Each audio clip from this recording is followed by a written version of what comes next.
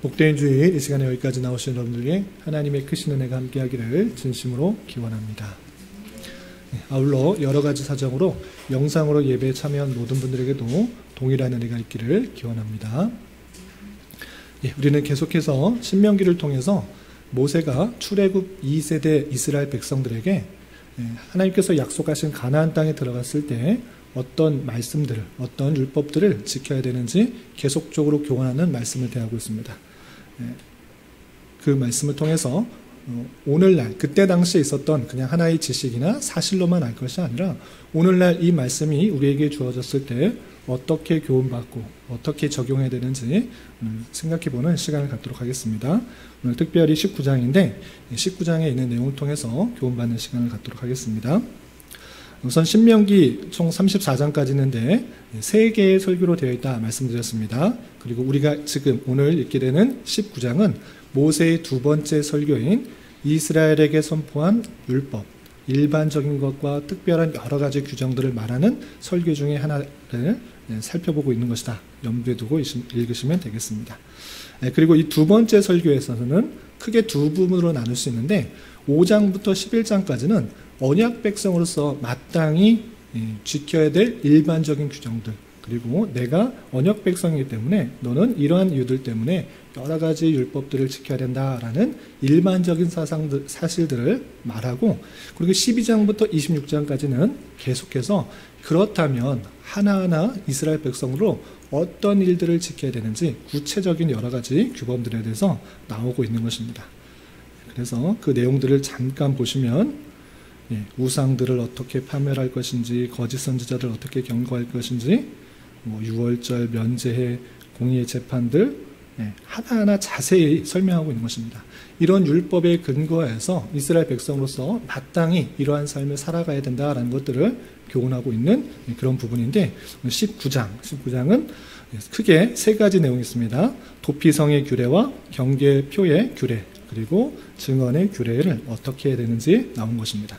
이 3가지 규례를 그때 당시에 주었던 의미를 잘 살펴보면서 오늘날 우리가 어떻게 적용해야 되는지 생각해 보도록 하겠습니다. 첫 번째, 도피성에 대한 내용입니다. 도피성에 대한 제도는 이미 민수기에도 잘 설명해 주었습니다. 민수기에도 나왔는데 다시 한번 출애굽한 2세대 백성들에게 그들이 이 내용들을 다시 한번 깨닫게 해주기 위해서 설명하고 있는 것입니다. 1절부터 13절까지 도피성 제도에 대해서 간략하게 설명하고 있는데, 우선 도피성이 어떠한 것인지 그 제정 규례의 첫 번째 내용 1절부터 3절까지 내용을 함께 읽어보도록 하겠습니다. 시작.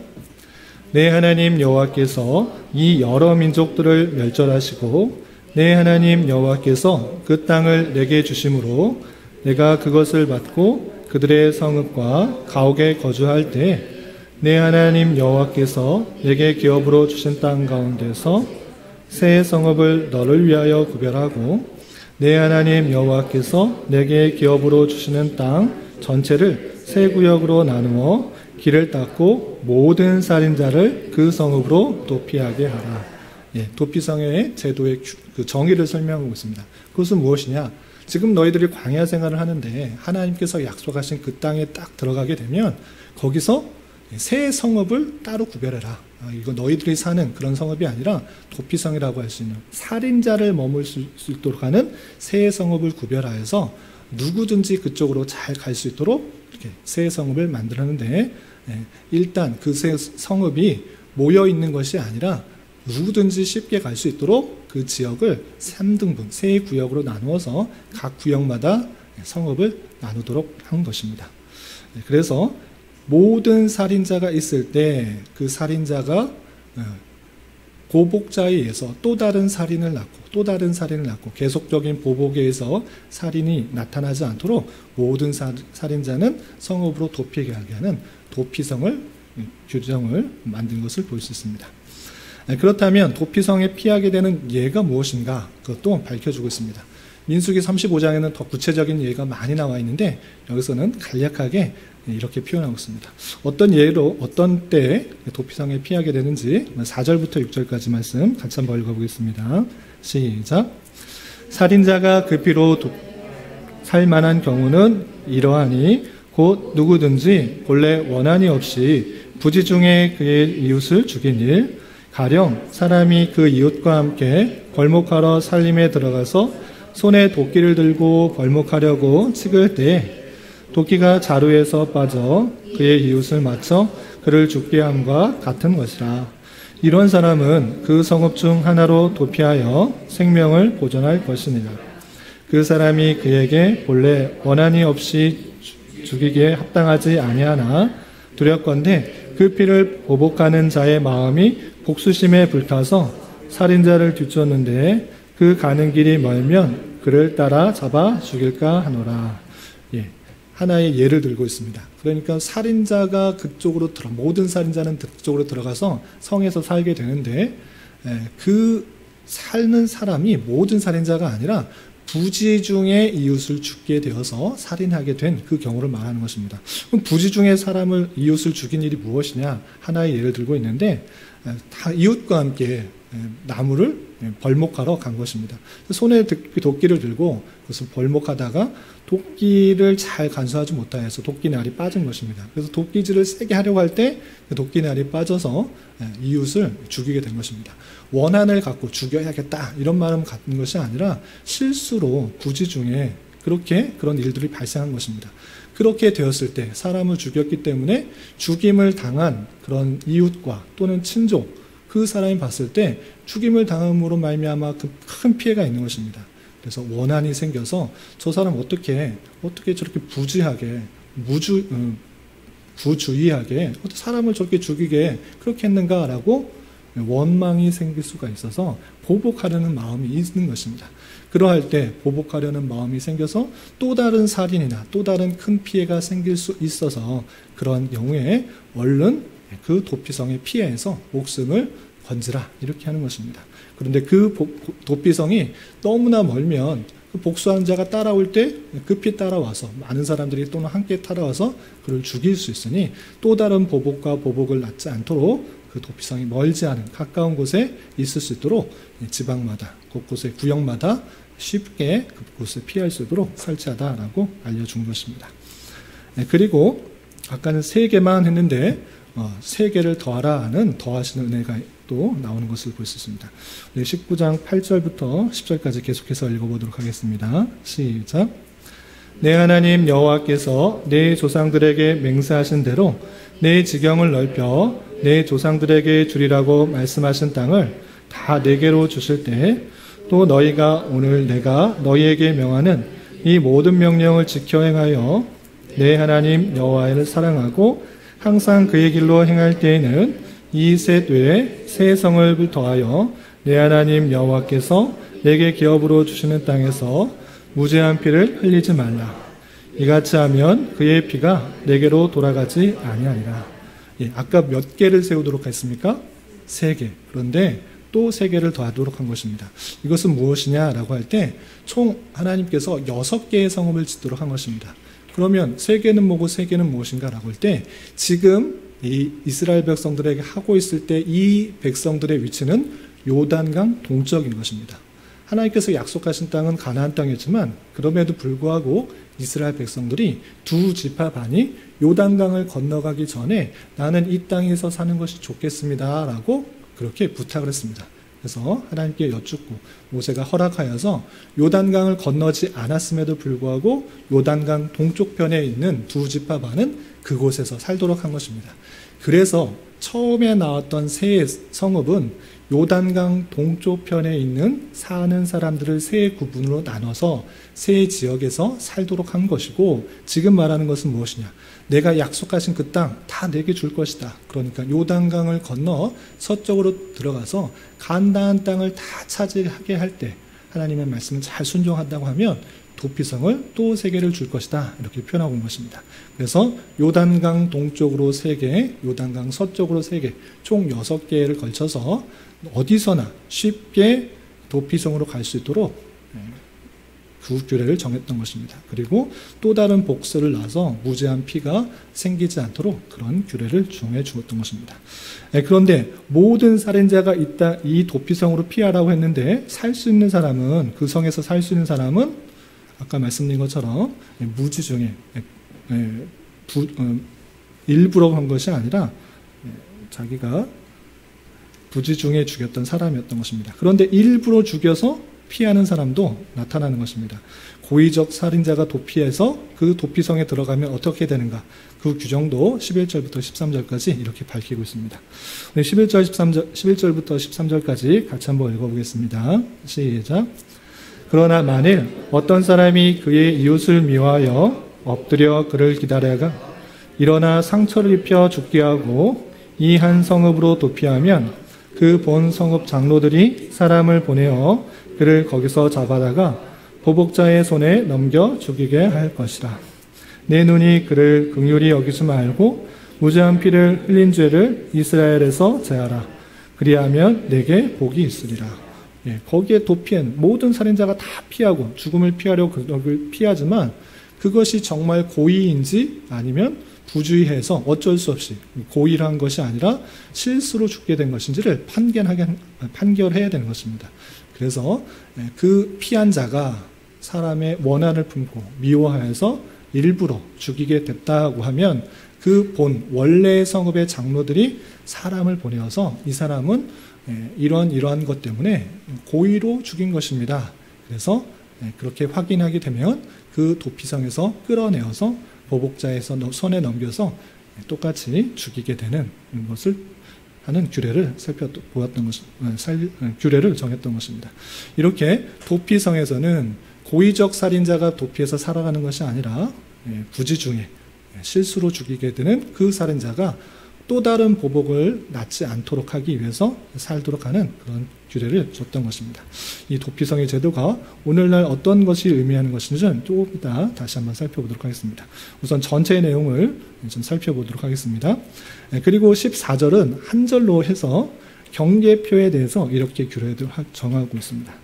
경계표에 대해서 어떤 규례를 정해주셨는지 14절 말씀 계속해서 읽어보겠습니다. 시작. 내 하나님 여호와께서 내게 주어 차지하게 하시는 땅, 곧 내 소유가 된 기업의 땅에서 조상이 정한 내 이웃의 경계표를 옮기지 말지니라. 경계표라는 것은 무엇이냐면 자기의 땅의 위치를 정해주는 것입니다.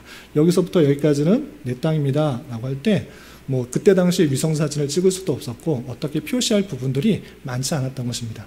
어떻게 했느냐, 좀 특별한 돌에다가 표시를 해서 여기서부터 여기까지는 누구의 지파의 또는 누구의 가족의 집입니다 라는 것을 알게 해주었던 것입니다. 그러할 때 그 땅은 제비 뽑기를 통해서 하나님께서 주어진 것이기 때문에 더 많은 것을 갖추기 위해서 이것 경계표를 옮겨서 내 땅을 더 넓히고 늘리지 말라는 것입니다. 자기 거를 늘리면 상대방 것은 줄어드는 것이기 때문에 그렇게 하지 말고 하나님께서 주어주신 그것을 나의 분깃으로 알고 그 경계표를 옮기지 말라라는 규례를 정해 주었던 것입니다. 그리고 마지막으로 15절부터 21절까지는 재판과 증인에 대해서 이러한 규정들을 더하고 있습니다. 15절 악과 죄에 대해서 어떻게 확정해야 되는지 계속 한번 읽어보겠습니다. 15절 함께 공독합니다. 사람의 모든 악과 관하여 또한 모든 죄에 관하여는 한 증인으로만 정할 것이 아니오 두 증인의 입으로나 또는 세 증인의 입으로 그 사건을 확정할 것이며. 15절까지만 읽겠습니다. 악이나 죄에 관해서 재판하는 경우가 있는 것입니다. 누가 잘못했느냐, 누가 잘했느냐, 시시비를 가릴 때 한 사람 얘기를 듣지 마라. 한 사람은 당연히 그 사람의 이야기, 그것이 정확하지 않고 또 다른 잘못된 말을 할 수 있기 때문에 한 사람의 입에, 증인의 입을 통해서 하는 것이 아니라 두 증인 또는 세 증인의 입으로 해서 그 사실이 확실하게 증거될 수 있도록 그렇게 한 다음에 그것이 시시비비를 악인지 죄인지 무죄한지 그것을 확정하도록 이렇게 규례를 정하는 것입니다. 그리고 그렇게 증거를 하는 데 있어서 위증하는 그런 사람들이 있을 때 그것을 어떻게 해야 되는지 16절부터 20절까지 길게 위증하는 자에 대해서 또 규정을 하고 있습니다. 16절부터 20절까지 계속해서 읽어보겠습니다. 시작. 만일 위증하는 자가 있어 어떤 사람이 악을 행하였다고 말하면 그 논쟁하는 쌍방이 같이 하나님 앞에 나아가 재판 설 것이요 재판장은 자세히 조사하여 그 증인이 거짓 증거하여 그 형제를 거짓으로 모함한 것이 판명되면 그가 그 형제에게 행하려고 꾀한 그대로 그에게 행하여 너희 중에서 악을 제하라. 그리하면 그 남은 자들이 듣고 두려워하여 다시는 그런 악을 너희 중에서 행하지 아니하리라.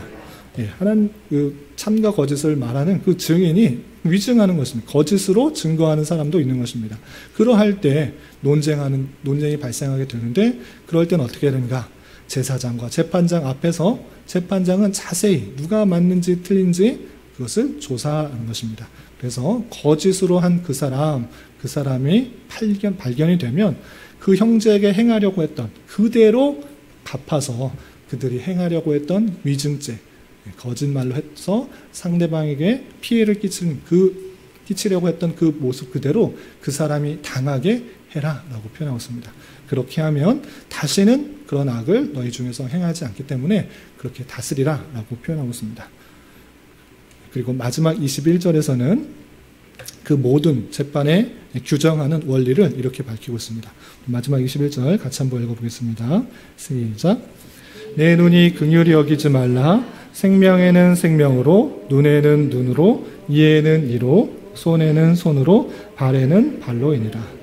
이것이 개인에게 복수할 때 이런 방식으로 내게 하라 이런 말이 아니라 앞에서 문맥을 통해서 읽어본 것 같이 위증하는 사람이 그렇게 행하려고 할 때 생명을 해하려고 하는 위증을 할 때 생명을 해하게 되는 그런 재판을 하게 되고 또 눈을 해하려고 하는 위증을 했을 때 똑같이 해를 입히는 재판 규정에 있어서 공정하게 하도록 하는 그 모습을 볼 수 있습니다.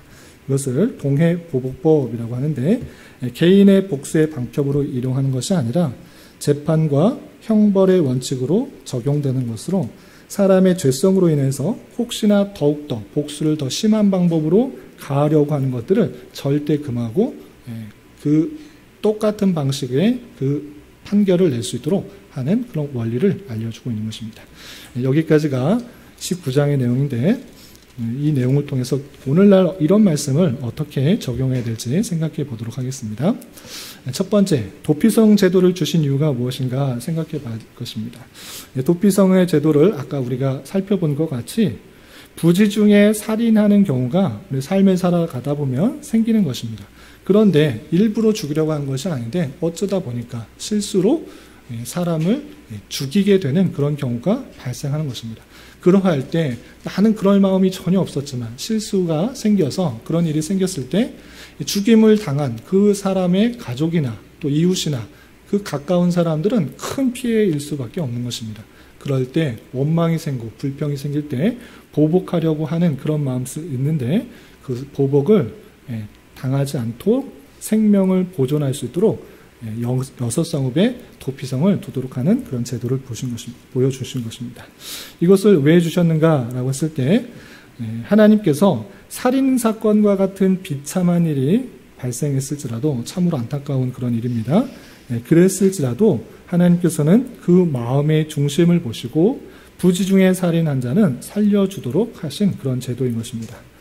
그런데 여기서 알아야 될 것은 부지 중에 죽였다고 해서 그 죄가 없는 것은 아닙니다. 죄가 없어진 것이 아니고 죄는 여전히 있는 것입니다. 그는 죽을 수밖에 없는 목숨을 도피성 안에서 연장하고 있는 것일 뿐이며 그 죄가 완전히 없어지는 것은 아닌 것입니다. 즉 남을 죽인 자는 그도 죽임을 당해야 하지만 하나님의 긍휼에 의해 다만 연기되고 있는 것뿐입니다. 그리고 그 도피성에 피한 부지 중에 죽인 살인자가 언제까지 그 성에 살아야 되는가라고 할 때 민수기의 규례를 보면 제사장이 죽을 때까지 그곳에 살아야 된다라고 표현하고 있습니다. 그런데 제사장이 죽지 않았는데 자기 마음대로 이 성 너무 답답하다, 갑갑하다, 나는 밖에서 많은 것들을 하고 싶다 해서 그 도피성을 나가서 마음대로 돌아다니다가 그 보복자, 살인을 당한 그 주변의 사람들에서 보복을 당해도 그 피는 죄가 없다라고 하는 그 규례를 볼 수가 있는 것입니다. 그래서 이 도피성의 제도는 당시에 부지 중에 살인한 자를 단순히 살려주는 제도를 알려주는 데서 그치지 않고 이것은 그리스도의 사역을 예표하고 있는 것으로 우리는 받아들여야 되는 것입니다. 그럼 무슨 뜻이냐? 모든 사람이 죄로 말미암아 심판을 받아야 하지만 오직 예수 그리스도를 믿고 그에게 나아와 그 안에 있을 경우에 죽음을 피할 수 있다는 것을 생각할 수 있도록 하는 그런 제도인 것입니다.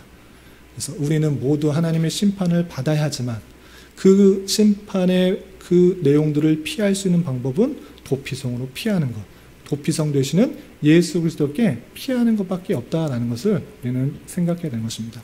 그 제사장이 죽기 전까지 거기를 피하려고 하면 죽어도 빚값을 묻지 않는다라고 하는 그 규례처럼 이 도피성의 제도는 우리의 죄를 사해 주시고 용서해 주시고 또 죽음을 연기해 주시고 그리스도의 사랑 가운데 나아오도록 하는 그 예수 그리스도를 생각하시는 은혜다라고 생각하셔야 될 것입니다. 그래서 자신이 하나님 앞에 참으로 죄인인지를 깨닫고 누구든지 예수님께로 나아가게 되면 그의 대속의 은혜로 죄사함을 받고 구원하신다는 사실을 잊지 말고 담대히 주님께 나아가는 자가 되어야 될 것입니다. 그리고 이 은혜를 아는 자로서 우리가 정말 하나님께 피하고 있는가, 주님께 나아가고 있는가 되돌아봐야 될 것입니다. 우리가 삶을 살아가다 보면 다양한 크고 작은 죄, 알고 짓는 죄, 모르고 짓는 죄가 너무 많이 있는 것을 보게 됩니다. 그 죄를 깨달을 때마다 우리의 죄를 사해 주시기 위해서 이 땅에 오신 예수 그리스도의 은혜를 생각하면서 주님께 담대히 나아가 주님의 나의 도피성으로 또 피난처요, 나의 반석으로 삼아 그분께 의지하는 삶을 살아야 될 것입니다. 우리가 살아가는 길은 우리의 힘, 우리의 의, 우리의 능력 이런 것에 있는 것이 아니라 예수 그리스도의 보혈의 은혜, 그 은혜밖에 없다는 사실을 기억하며 더욱더 주님 앞에 담대히 나아가 주님을 도피성으로 삼을 수 있는 저와 여러분이 되시기를 주님의 이름으로 부탁을 드립니다. 그리고 두 번째 생각할 것은 경계표를 옮기지 말도록 한 이유가 무엇인가 라는 것입니다.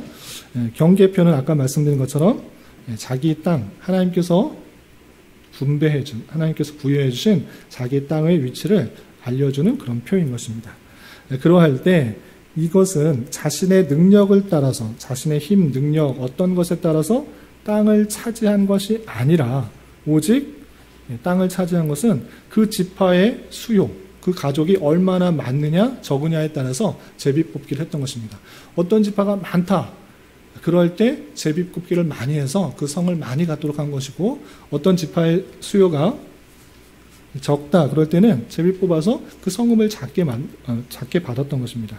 제비 뽑기를 통해서 차지했다라는 것은 자신의 힘, 자신의 능력, 어떤 것을 통해서 내가 받은 것이 아니라 하나님께서 약속해 주신 것을 내가 받았다. 하나님께서 분배해 주신 것을 내가 받았다라는 그 의미로서 경계표가 있기 때문에 그것을 자기 마음대로 옮기지 않도록 하는 것입니다.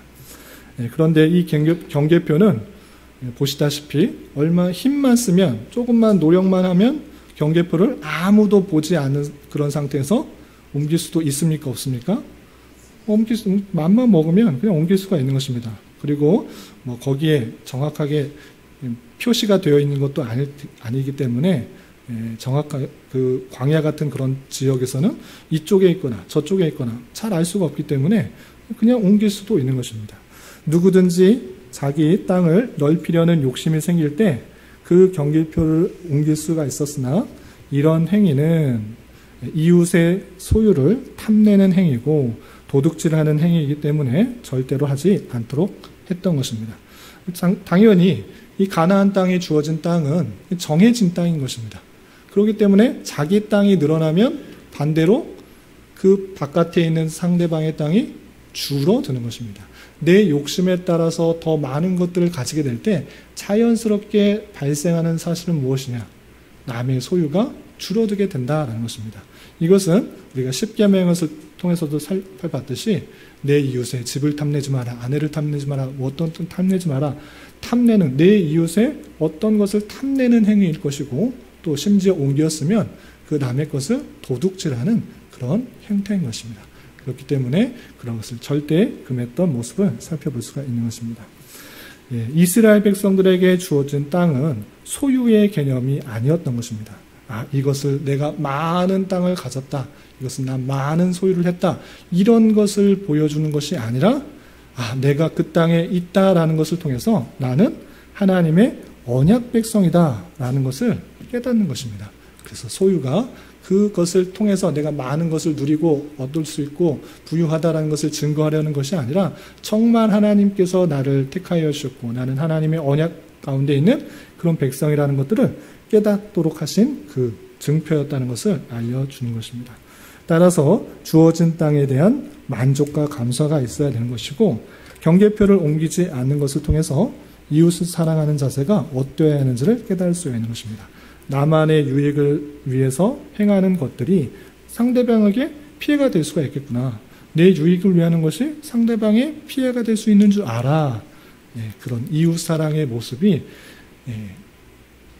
나만을 위한 것이 아니라 상대방의 유익과 상대방의 명예와 상대방의 부와 이 모든 것들을 사랑하는 방식으로 드러나야 된다라는 것들을 생각하도록 한 것입니다. 우리는 영적 레위인으로서 우리에게 주어진 기업은 오직 하나님이라는 것들을 잊지 말아야 될 것입니다. 이 땅에서 더 많은 것들을 갖고 더 많은 것들을 누리고 하려고 하지만 그 모든 것들은 없어지는 것이고 사라지는 것이고 천국에 갈 수 없는 것이다 라는 것을 잊지 말아야 될 것입니다. 레위인에게 주셨던 그 말씀, 오직 너희의 기업은 하나님이다. 그 말씀이 오늘날 우리에게도 동일하게 적용되어야 되는 것입니다. 그렇기 때문에 하나님만으로 만족하고 하나님의 언약 백성이라는 것에 기쁨과 감사가 있어야 될 것입니다. 그리고 내가 여러 가지 일들을 하는 데 있어서 나의 유익을 위해서 행동하는 그 모든 것들이 상대방에게 피해가 될 수도 있구나를 함께 생각해야 되는 것입니다. 나를 위해서 하는 그 행동이 혹여나 주변 사람들에게 이웃에게 해가 되고 피해가 되지는 않는지 함께 생각할 수 있는 그런 마음을 품는 것이 성도여 또 하나님의 언약 백성이라는 것들을 생각하면서 그 말씀을 온전히 실천할 수 있어야 될 것입니다. 이런 은혜가 저와 여러분들 가운데 함께하기를 진심으로 기원합니다. 그리고 마지막으로 생각할 것은 증인에 대한 규정이 어땠는가를 살펴봤으면 좋겠습니다. 악과 죄에 관하여 재판하게 될 경우에는 한 사람의 의견이 아니라 두세 증인을 세워서 올바르게 확정할 수 있도록 했습니다. 그리고 더 큰 복수와 보복이 일어나지 않도록 동해보복법을 통하여서 사회 질서와 공의를 구현하도록 했던 것입니다. 이처럼 재판의 공정성을 꾀하고 위증으로 인한 억울한 피해자가 발생하지 않도록 하는 것은 제9계명에 입각한 형벌입니다. 제9계명, 어떤 계명이죠? 내 이웃에 대하여 거짓 증거하지 말라. 거짓 증거하지 말라라는 의미는 실제적으로 어떻게 드러날 수 있는가 하는 그런 것입니다. 거짓 증거함으로 말미암아 그 재판에서의 올바른 결정이 나지 않을 뿐만 아니라 상대방의 명예와 상대방의 재산과 많은 것들의 피해가 되는 줄 알아 그렇게 하지 말라라는 것입니다. 확신하지 않은 일들을 사실처럼 말하여 상대방의 명예가 훼손되지 않도록 우리는 늘 주의해야 될 것이고 부당한 일을 당했다고 해서 개인적으로 복수하는 것은 안 됩니다. 내가 눈을 다쳤으니까 내가 얼마를 손해봤으니까 똑같은 방식으로 그게 복수해야겠다. 이렇게 하다 보면 사람의 죄성은 더 큰 복수를 낳고 더 큰 해를 낳게 되고 더 악한 일도 벌어지게 되는 것입니다.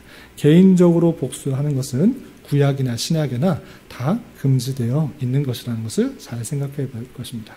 그런데 이 말씀, 생명에는 생명으로, 눈에는 눈으로, 손에는 손으로, 발은 발로 이렇게 동해복수법으로 재판을 하여서 그것을 엄중히 금하라라고 했던 죄악을 엄중히 금해라 놨던 그 말씀을 신약에서 주님께서는 어떻게 풀이하고 계시는지 어떻게 더욱더 말씀하고 계시는지 마지막으로 한번 찾아보겠습니다. 마태복음 5장을 한번 찾아보겠습니다. 스크린은 없으니까 자기 성경을 한번 찾아보겠습니다. 마태복음 5장 38절부터 48절까지인데 다 읽진 않고 좀 중간중간 읽도록 하겠습니다. 우선 38절부터 42절까지 신약성경 마태복음 5장 38절부터 42절 같이 한번 읽어보겠습니다. 시작. 또 눈은 눈으로 이는 이로 갚으라 하였다는 것을 너희가 들었으나 나는 너희에게 이르노니 악한 자를 대적하지 말라. 누구든지 내 오른편 뺨을 치거든 왼편도 돌려대며 또 너를 고발하여 속옷을 가지고자 하는 자에게 겉옷까지도 가지게 하며 또 누구든지 너를 억지로 오리를 가게 하거든 그 사람과 심리를 동행하고 내게 구하는 자에게 주며 내게 꾸고자 하는 자에게 거절하지 말라. 이 말씀, 신명기에 주었던 그 말씀, 출애굽기에 주었던 그 말씀, 복수하는데 어떤 것을 판정하는 데 있어서 또 위증하려고 하는 그 모습에 있어서 어떤 것을 가하려고 할 때 생명에는 생명으로, 눈에는 눈으로, 이에는 이로, 발에는 발로 똑같은 것을 함으로 말미암아 더 큰 복수를 낳지 않고 그대로 행하라라고 그 말씀을 지켰는데 이 말씀들을 어떻게 지키고 있었느냐? 유대인들은 개인 간에 복수할 때 내가 이런 것을 복수당했어? 똑같이 갚아주리라. 이런 복수심에 불타는 것들이 너무나 많았던 것입니다. 그래서 이스라엘 백성들 그 판정할 때 주는 그 모습을 그냥 내 마음대로, 내 뜻대로 적용하면서 똑같이 복수해 주리라. 이런 마음들이 가득한 그런 모습도 있었는데 예수님께서 이런 말씀들 가운데 하나님께서 개인 간에 있어서 상대방을 어떻게 대우해야 되는가 그것을 알려준 것입니다.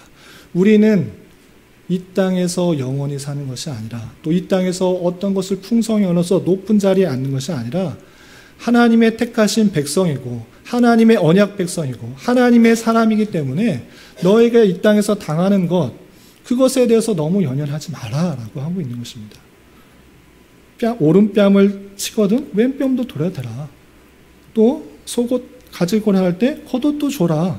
오리 가자고 자꾸 강요할 때 심리까지로 가라. 너가 받은 은혜가 무엇인지를 잘 깨닫게 되면 그 모든 것을 행할 수 있는 것이다 라고 표현하고 있는 것입니다. 우리는 죄로 죽었던 그런 모습인데 하나님의 놀라운 사랑을 받아서 구원을 받은 자다. 네가 받은 그 놀라운 은혜들을 잊지 못하고 그 주변에 있는 사랑을 사랑하지 못한다고 하면 그것은 올바른 모습이 아니다라고 예수님께서 말씀해 주고 있는 것입니다. 또 덧붙여서 어떤 말씀하시는가 43절 43절 44절 같이 한번 읽어보겠습니다. 시작. 또 내 이웃을 사랑하고 내 원수를 미워하야 했다는 것을 너희가 들었으나 나는 너희에게 이르노니 너희 원수를 사랑하며 너희를 박해하는 자를 위하여 기도하라. 이웃을 사랑하고 원수를 미워하라. 그것은 아무나 하는 것이다. 나는 너희에게 원수를 사랑하라. 원수까지 사랑하라. 이렇게 표현하고 있는 것입니다. 그렇게 할 때 하나님의 참된 자녀, 하나님의 백성이라는 것들을 보여주는 것이다 라고 표현하고 있습니다. 또 46절, 47절 같이 한번 계속 읽어보겠습니다. 시작.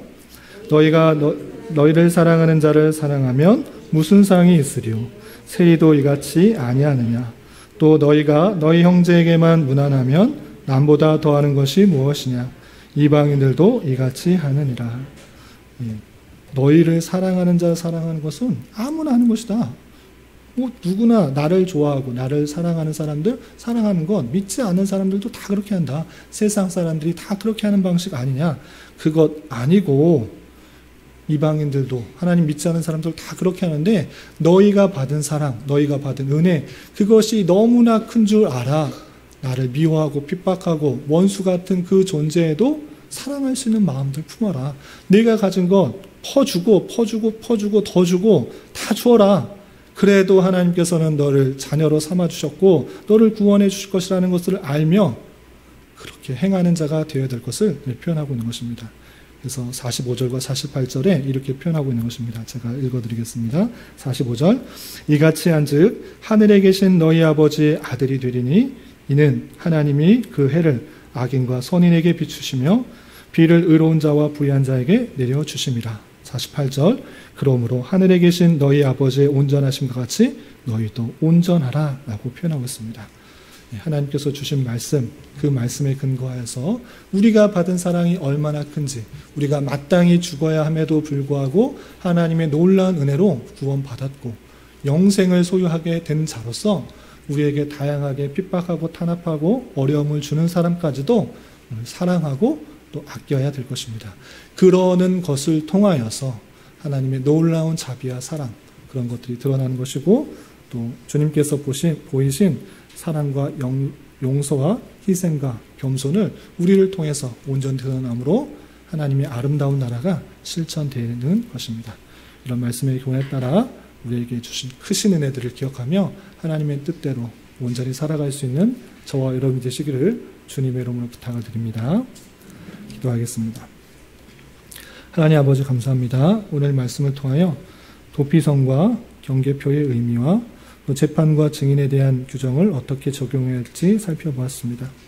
이런 말씀을 대하는 자로서 우리의 도피성 되어주시는 예수 그리스도께 우리의 모든 죄를 아뢰며 주님께 나아가게 하시고, 우리의 피난처와 반석이 되어주시는 주님으로 인하여 늘 감사하며 우리에게 주어진 삶을 힘있게 잘 감당할 수 있도록 인도하여 주시며, 주님의 선하신 뜻 가운데 언약 백성이 된 줄 알아 주어진 것에 만족하고 감사하며 우리 주변의 사람들에게 주님께서 보여주신 사랑과 용서와 희생과 겸손을 온전히 실천하며 주님의 백성답게 성화되어가는 자 되게 하여 주시옵소서. 예수님의 이름으로 기도 올리옵나이다. 아멘.